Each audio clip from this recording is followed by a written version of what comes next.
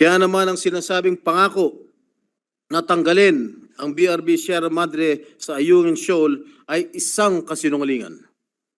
Pinaghirapan planuhin nila dating Defense Secretary Orly Mercado at ng Armed Forces of the Philippines ang mga strategy para labanan ang sinasabi nilang creeping invasion ng China. Basta na lamang ba natin bibitawan ang pag-okupa ng BRP Sierra Madre sa Ayungin? As I have said, it defies logic, Mr. President. It was made verbally, allegedly to who? Can you name names, Mr. Tiglao? Stupid. These allegations put forth by Mr. Rigoberto Tiglao have raised concerns about the integrity of our nation's sovereign rights and our commitment to safeguarding our territorial integrity. Such claims that a former president had promised to remove a vessel that symbolizes our presence and assertion of rights in the West Philippine Sea is a matter that deserves thorough scrutiny and rigorous analysis. Tiglao was a cabinet member of the Arroyo administration, and he was conspicuously silent in asserting our sovereign rights over issues concerning the West Philippine Sea. Gago ka.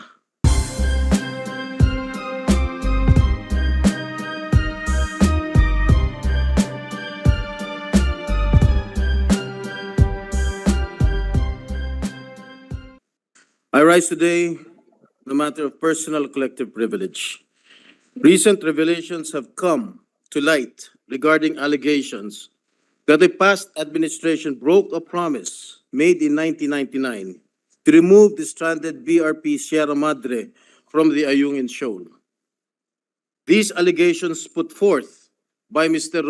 Rigoberto Tiglao have raised concerns about the integrity of our nation's sovereign rights and our commitment to safeguarding our territorial integrity.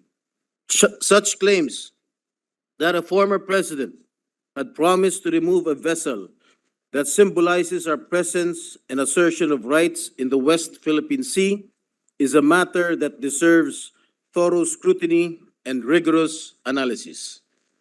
This plot twist in the continuing saga on our country's territorial claims over at West Philippine Sea came 2 weeks after we adopted Resolution number 79, strongly condemning China's continuing harassment and its persistent incursions in the West Philippine Sea. But before I address Mr. Tiglao's allegations against my father, former President Joseph Ejercito Estrada, I believe it is a good opportunity to discuss how our country is asserting its sovereignty and claim its territory. The quest to claim portions of Spratlys as part of Philippine territory can be traced back to the late President Ferdinand Marcos Sr.'s time in office. He recognized the island's strategic and economic significance, considering that some of these islands have lucrative potential oil and gas deposits. During the 1970s to 1980s, the Marcos government gained control of the Calayan Island Group, or KIG, when we took over Lawak, Pag-asa, Parola, Likas, and Cota, and later on Panatag, Panata, and Rizal. Those audacious undertakings were continued by the Estrada administration. The grounding tactic, which has significant symbolic and strategic value for the Philippines' territorial claims and sovereignty in the West Philippine Sea, was carried out under my father's leadership. The Estrada maneuvering and the fall of Camp Abu Bakar, the Moro Islamic Liberation Front's second largest camp, the culmination of the Estrada administration's all-out war against the MILF are proof of my father's strong resolve to assure internal and external security. Now, under President Bongbong Marcos Jr. is continuing what his father started, fortifying our stand in defending and protecting the territorial integrity of the Republic. Kaya naman ang sinasabing pangako na tanggalin ang BRB Sierra Madre sa Ayungin Shoal ay isang kasinungalingan. Pinaghirapan planuhin nila dating Defense Secretary Orly Mercado at ng Armed Forces of the Philippines ang mga strategy para labanan ang sinasabi nilang creeping invasion ng China. Basta na lamang ba natin bibitawan ang pag-okupa ng BRP Sierra Madre sa Ayungin? As I have said, it defies logic, Mr. President. At ngayon, ay binabaliktad pa tayo at pinapalabas ng China base sa mga binitawang salita ni Chinese Embassy Deputy Chief of Mission Zhao Ziyong.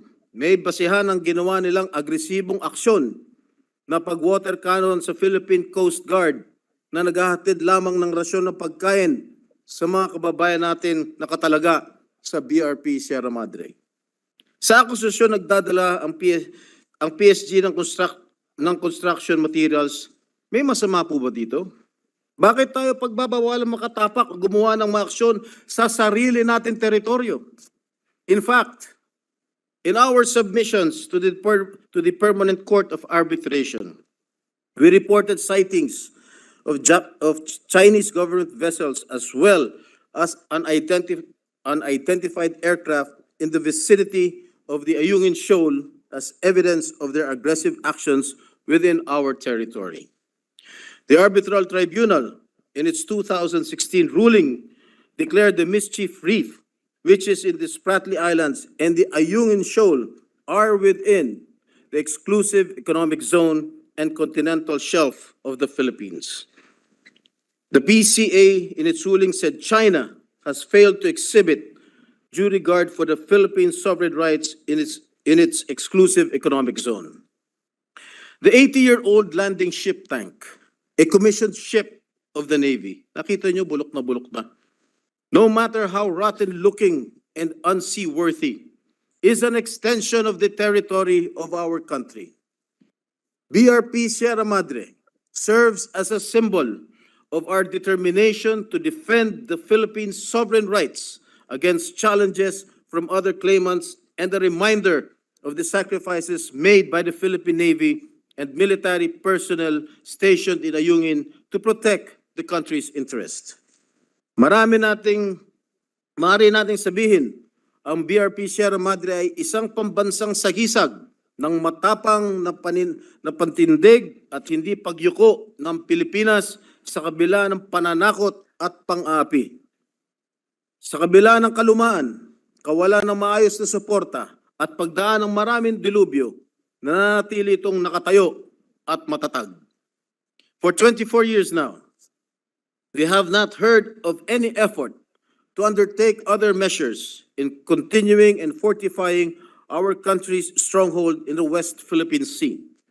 We have been kept by our neighbor China in various forms of bullying, harassment, while they continue to build structures in these disputed areas.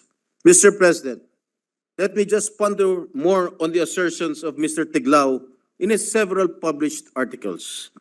Mr. Tiglao based his claims on the 2022 book of Gregory Polling, an analyst specializing in Southeast Asian political and security issues, offered no other information.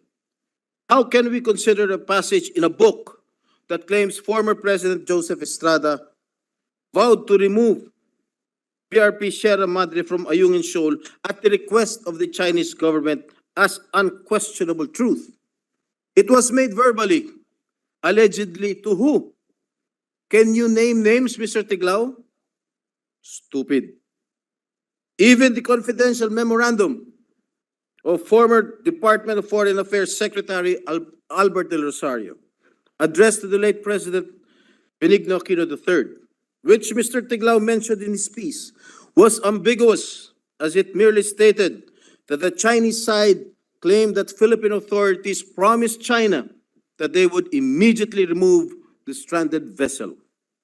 I am quite certain that my father made no such agreement, even verbally to anyone, to any Chinese official during his incumbency. And I can back up my claims. As I have earlier said, that former Senator Orly Mercado, who was the defense secretary of my father during his time, along with Navy officials, came up with the idea of running aground some of the World War II era LST or landing ship tank Sierra Madre to stake Philippine claim and establish a presence in the Calayan Island Group during a command conference of the armed forces. Unlike Mr. Tiglao, I could easily and did verify this information from Senator Mercado himself, and he attested that there was no such promise made to China. And if indeed there was such an arrangement, how come there was relatively peace in the West Philippine Sea during the Arroyo administration that spanned for 9 long years? Tiglao was a cabinet member of the Arroyo administration, and he was conspicuously silent in asserting our sovereign rights over issues concerning the West Philippine Sea. Gago ka. They could have kept up the momentum gained by the Estrada administration in pursuing comprehensive strategy or plan of action to reinforce our country's territorial claims. One thing certain was that under the presidency of Mrs. Arroyo, several bilateral talks were held in Shanghai that resulted in the signing of agreements related to tourism and the opening of the country to Chinese investments. As we deliberate on this matter, let us reaffirm the principles that guide our actions as custodians of our nation's interests.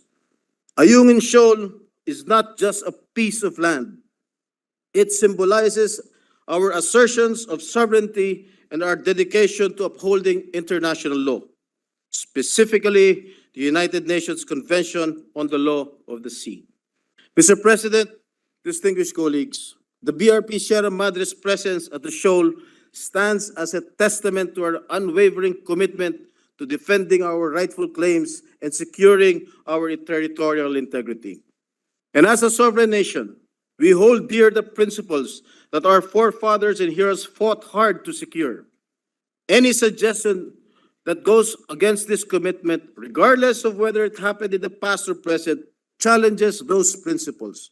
We cannot allow mere allegations without substantial evidence to cast aside the efforts and sacrifices made to ensure our current freedoms, especially not from someone who had been called out not once, but twice by media organizations by making up stuff with absolutely no evidence to support his attacks.